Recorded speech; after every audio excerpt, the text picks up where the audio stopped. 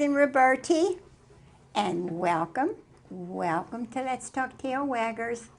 Aaron's here today from the Patriot Guard Riders. What a wonderful man. And I know we're going to learn and hear some wonderful things today. But before we get started, you know, BPTV is all volunteers. And you are more than welcome. I wish you would hear that. More than welcome to come up and do a show. If you bake a cake, anything that you would just like to share, come up and talk to Dave Cable and make arrangements. It really is a lot of fun. You would enjoy it immensely.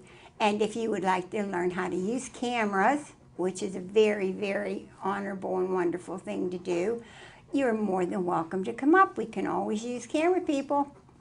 So now we are going to get started, and I'm going to say, hi, Aaron. Hi, hi, how are you? Good, how are you? Great, super. Good. I am so glad that you said that you would come. It's great to be here. I'm really proud to know you guys. You're wonderful, wonderful people, and it just makes my heart so happy that I got to meet you and that you come to the Tail Waggers and you bring your best friend with you. It's my honor, it really is, and I thank you. Hey, thank you for having us. We're glad to be here. Now, you were telling me a wonderful story out in the hallway. I did. We escorted a Civil War veteran, the remains of a Civil War veteran, Private Jewett Williams, from Oregon all the way to the state of Maine. Wow. The Patriot Guard Riders did. I picked him up, the remains up in Ohio, and I took him into Virginia, and we honorably transferred him to another group of Patriot Guard Riders. On every stop of the way, there was a ceremony, a small ceremony, as we transferred his remains. There was a picture of him and the original flag. And he now is in Maine. Wow. Now, how did they find him, or how did that get started? Somebody in Maine was doing research, and they found his remains in a psychiatric hospital on a wall. They had cremated him, and they left his remains in a container on a wall. Oh. And the Patriot Guard Riders offered to bring him back. Wow. Wow. You guys are terrific. It was a lot of work. Yeah, it was to coordinate it with everybody else, to be there when you're supposed to be there, and traffic and everything else. It was amazing. It was an amazing trip. Yeah, I think you liked it. Yes, we liked it, but there were times that, like anybody else, there's frustration. Oh, sure. But when it's done and over with, all you do is think back about the good, you know, and he's home now. And he's home. And that's wonderful. The cemetery, I forget the name, but the cemetery is a federal cemetery. It's closed. But by an act of Congress, they opened it up just for him, and that's where he resides now. Now, the Patriot Guard Riders, what do you do other than that? Okay, we stand for our veterans. Mostly, in the cases when they pass. So we'll stand for them, or we'll escort them. On Friday, I'm going to escort a Marine that was in World War II at Tarawa. Wow. I'll meet the airplane tomorrow morning, and I'll escort him into the National Cemetery in Prunytown, West Virginia, and he will be laid to rest there. We escort, we protect the remains or the body, whatever it is, and we make sure that it is under great care. We watch over it the whole way. Yeah. Well, you know, when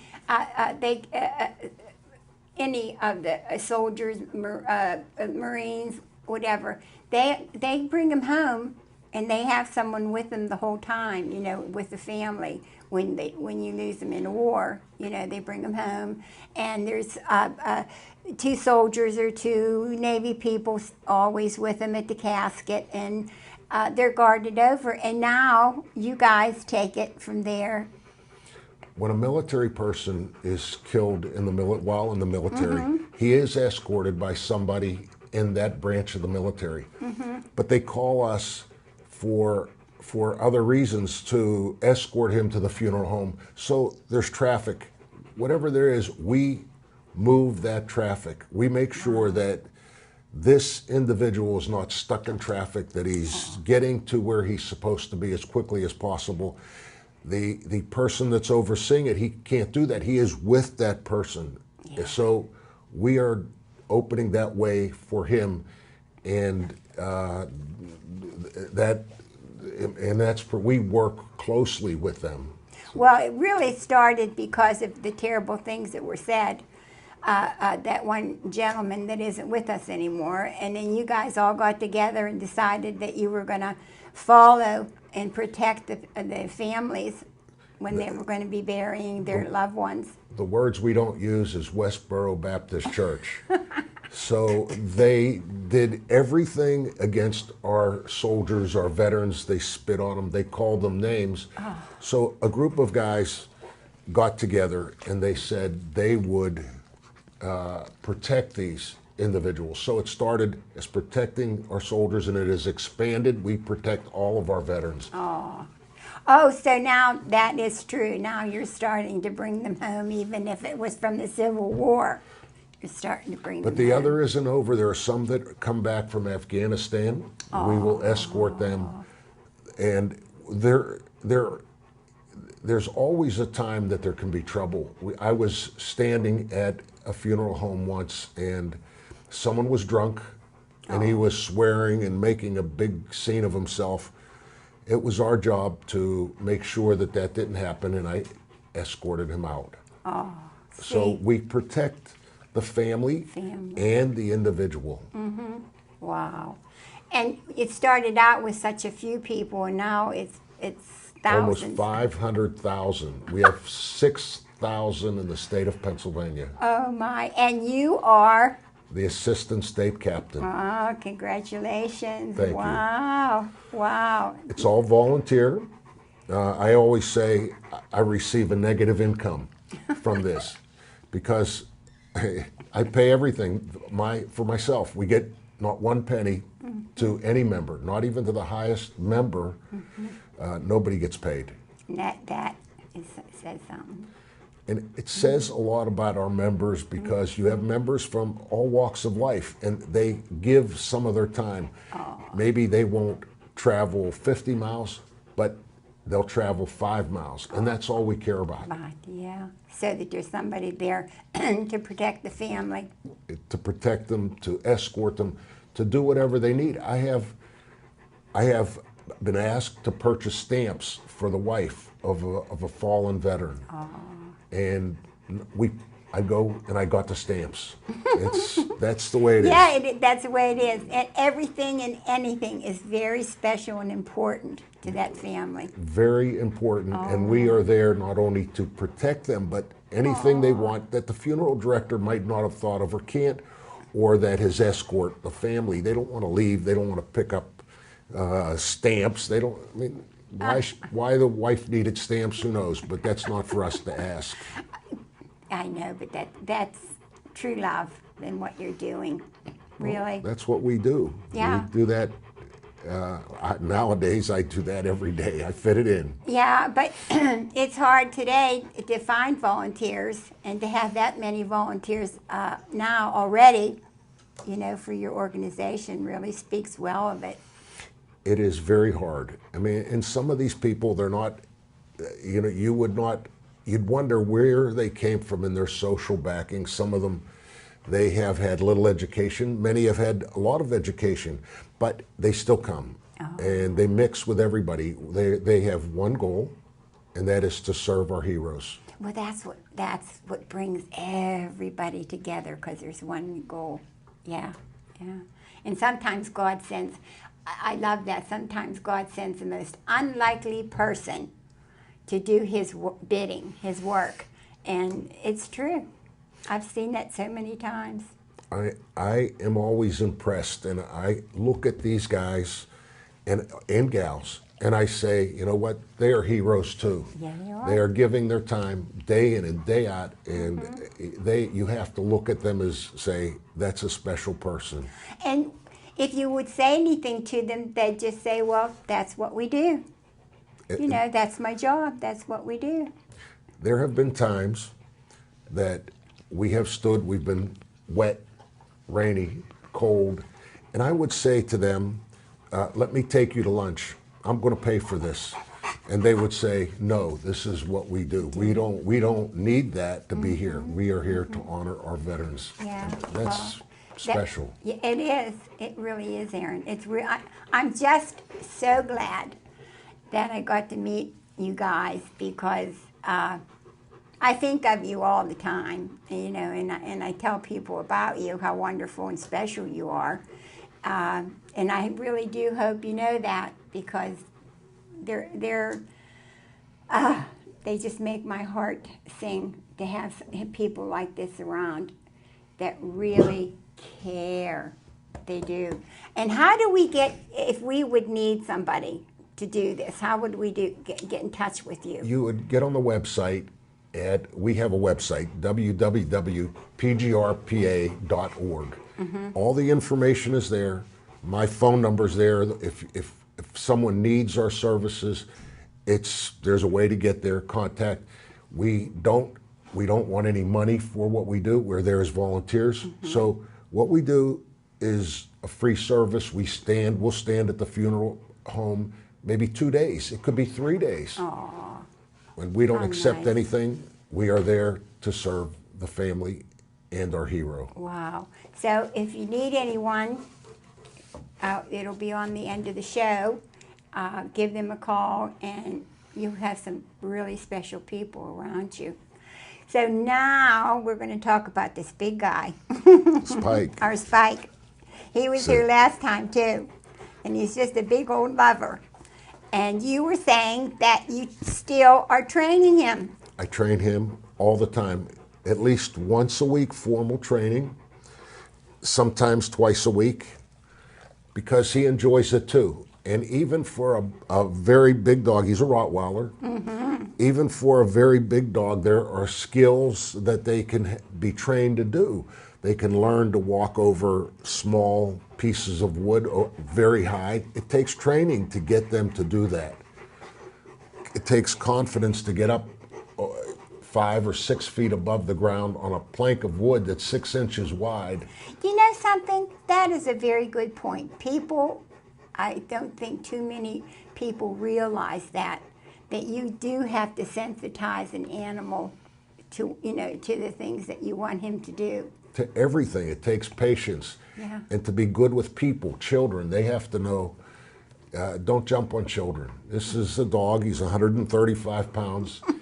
Even licking a child, he can hurt that child. He has to know that isn't what he does. He doesn't mean to, but he could. He He's a doesn't lover, mean to. too. He doesn't mean to. Yeah. But you do work with him every week? At least once a week, at least. Yeah. And formal training. I work with him every day, training him. There may be little things in training a dog. There are little steps, not big steps. I've taught him to ring the doorbell. It takes little steps to get him to understand that this is what I want him to do. Yeah, yeah. It takes time. And people get puppies, and they think that they're going to bring them home, and they've only been on this earth 12 weeks, and understand that, when you bring them home, because you have to potty train them, and you have to realize that they're going to make mistakes. Now, you might get one that's really great and goes, wants to go outside. But I think there's so many people have walked up to me, and said, my dog's 6 months old and I still can't get it, a potty trained to go outside. And I said, well, do you work with it? And, well, we don't. We all work. We don't have time. You know, we have to put them in a cage and then we go to work. And that's not going to do it. Not at all. No. There's almost no bad dog. There's no stupid dog. It just takes time. And you don't have to do big steps. People that have excuses, well, I work, that's fine, but they can take just a minute of their day, and those minutes add up. Yes, they do. And They do. That's how you train the dog. These dogs can't take an hour of training. They take minutes. Right, and they well, if you do it too much with them, then you know they get bored with it, and they don't like it. If you know walk, when I do my kids, I call them kids, my puppies. When I'm cooking in the kitchen, and they'll come out and they'll be looking up at me, and I'll go, sit down, hurry up and sit down, and I'll have something on the counter. And if they sit down, you know, I'll give it to them. Go, oh, good baby, look, you're sitting down, and that's just that fast. You got them. It's true. And because you had their attention, and they're looking at you, and they put two and two together. And once you can get a few words of vocabulary to them, then you're on your way. That's exactly the truth. These are animals. So they build up, once they learn that they can learn, just as you're saying, a few words, once they learn that they can learn, then they're on their way. They are. And it just adds up. It's just totally amazing. And a friend of mine, she had so many toys, she'd throw them out in the middle of the living room, and she'd say, okay, Rocky, go get me the purple octopus. And that sucker would go over there and get that purple octopus. They just know. Yeah. These dogs, all of these dogs, well, they do some complicated things. So when we train them, I will send this dog through a course. It may be hoops, jumps. Some of the jumps are fairly high, but every one of those things were taught in minutes, and then it's put together. So they don't learn to go through a hoop. They learn slowly to get to that hoop. Then they learn to go through the hoop. Then they learn that you can send them, and you don't have to chase them. Just send them. They will understand that. That's a perfect way of putting it, because you have to walk up to that, and they have to discover and look, you know, and understand that this is what we're going to do. And you just can't go get in there, go, you know, because it isn't going to work. No. You know, you have to, you're exactly right. You have to teach one step at a time. Yeah. And I think this is what's so hard, the message that I've been trying to get across to my bestest friends out there, that it just, they love you with their heart and soul, and they want to make you happy. True. They Very do. true. They Very do. true. And if you can convey that you love them and understand them, then it just makes for, I can't express the feeling. All dogs are made to love. They love you. They will go a long way. They will love you in any way. You don't have to be beautiful. You don't have to be young. You don't have to be. That's the perfect part. They love you for who you are. It doesn't matter. So it takes just a little bit of training, and you can have a big dog like this, and you take a big dog like this from being a dangerous dog to a dog that you can take anywhere. Yeah. And you can take this dog. Kids can punch the dog. They're kids. You Yeah, don't know what a kid will do. You, Aaron, took time and time and time over and over and over to teach him that. All owners should. That's a responsibility. You don't have to, if you look at it and say, I have to train this in one day, it's a failure. To train little steps as you go, that's where you win. And that's where you have a great dog. And it's fun. If And you it's make it fun, and it's like in a month, they've learned this, and at the end of the month, you put those things together. And it's amazing, you know. And once, like I said, once they know that you understand them and they understand you, then you're on the way. But you have to teach them, get up in the car. Come, get up in the car. True, every step. They just, It is fun. Sometimes I get it in my head. I want to teach them something different. So some things are hard for dogs, like picking up a spoon. They don't like metal in their mouth. So we concentrate on picking up a spoon. Slowly but surely, now Spike will pick up a spoon. He'll pick up anything. It's just, and I may think of what can I do with him now, because I want him to think about it. So I'll think of something, and then we put it together slowly, but we put it together. And if you come home from work and you're tired, and have dinner, and just go and spend 7 minutes, 5 minutes every evening, give that dog that special time. If they're jumpers, if they jump up on you, get your leash and have it so that you say no, no, and put your hand, no. And eventually they learn that. And then they can go up to somebody and they'll go, company comes and you open the front door and they sit and the people come in and then they greet them.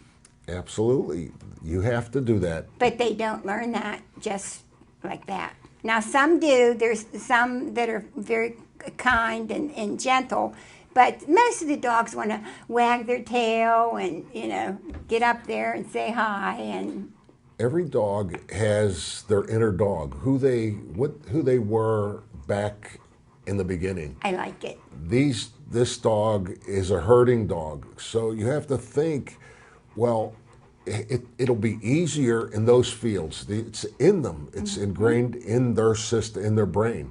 So if you want things to like pick things up, it's already in there. We have to develop it. Yeah. There are some dogs that they shouldn't really be around children because you never know. What their brain is already pre-programmed. Yeah, and I think like with the ones that bite now that they're massive, big ones. I can't remember their name, and I'm embarrassed. Pit bulls. Pit bulls.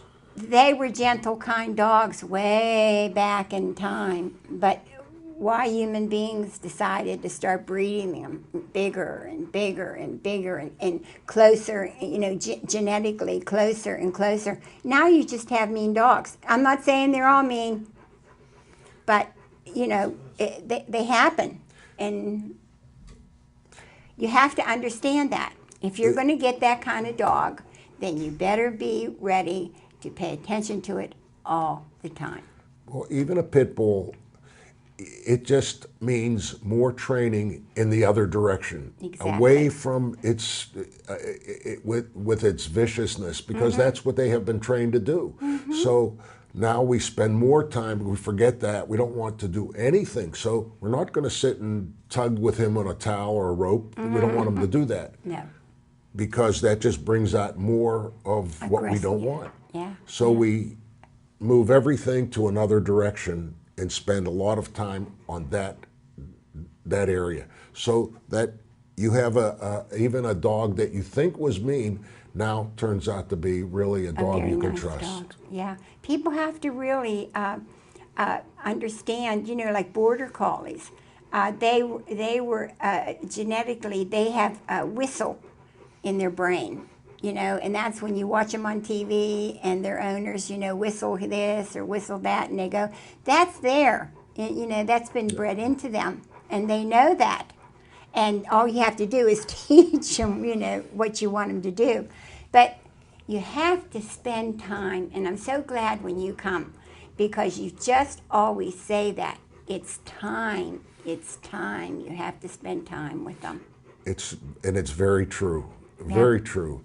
If he was a little smaller, I ride a motorcycle. If he was a little bit smaller, I would teach him how to be on that motorcycle. I bet. But he's too big. Maybe he can drive his own, Dad. He thinks about it. What about on a sidecar? Did you ever think about getting a sidecar? Don't give him any ideas. I think he understood that. Guess what? Time to go. I know. Time goes way too fast. I know it does. Way too I fast. know. And I just appreciate you. You'll never know coming because I get so many nice phone calls and people that walk up because they really enjoy listening to you and seeing you. And I know if Bethel could give you a big hug, they would, for the wonderful work that you do with the Patriot Guard Riders. We appreciate it. It is so much fun to come here. Aw. We appreciate it a lot. You make me feel good. So it's going to be time to say goodbye, and we have Susie Smith, one of our ladies commit to be fit, and her husband has been very ill, but he's on the road. And so I want to say hi, Jim. Hi, Susie. I promised myself I was going to cry. I love both of you, and I think of you each and every day. Now, Washington Area Humane Society, they need sheets, they need towels, money, if you have a little bit of money, but mainly things so that they can operate on the puppies. He sees his picture. Hey, look at me.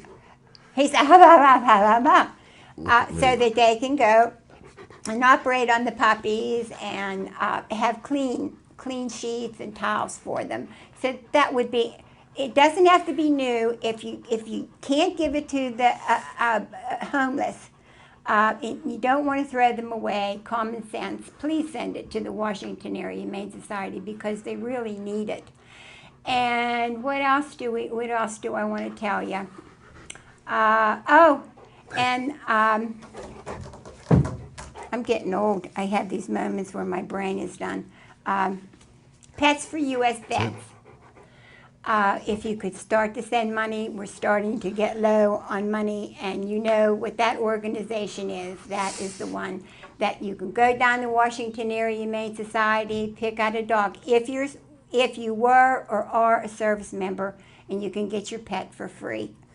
And a year's worth of medical care too.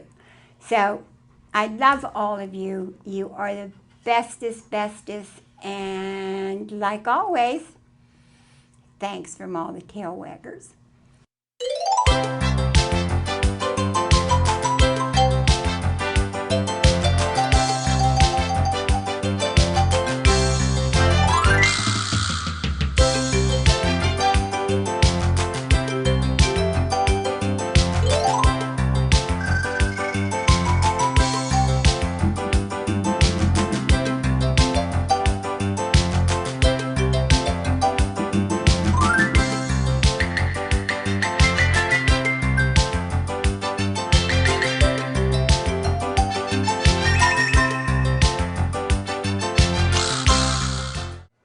I've shown an interest in making home movies. Me and some buddies would just grab a camera and you just start making these videos, and then you realize at some point that this isn't just a hobby anymore, it's something that you actually want to pursue, and there's this great facility right down the road, BPTV. A lot of people will try to do these productions on their own, and one of the things they don't have is the equipment, you know, but right here is everything that you need is in one nice little bundle. There's lights, cameras, reflectors, dollies, all kinds of little knickknacks. Like anything that you'd want to use that you would need for a production, you have it right here. Like it's all right here. You can make your own feature movie just with the stuff from this studio. Come meet Dave Cable, let him show you around, and I think you'll realize that this is something that you could fall into regardless of your level of expertise, whether you're a beginner or even if you're a more advanced learner. There's something here for everyone, and I feel that you just need to come through and just be a part of the experience and just watch and learn, and you know, let Dave be your guide.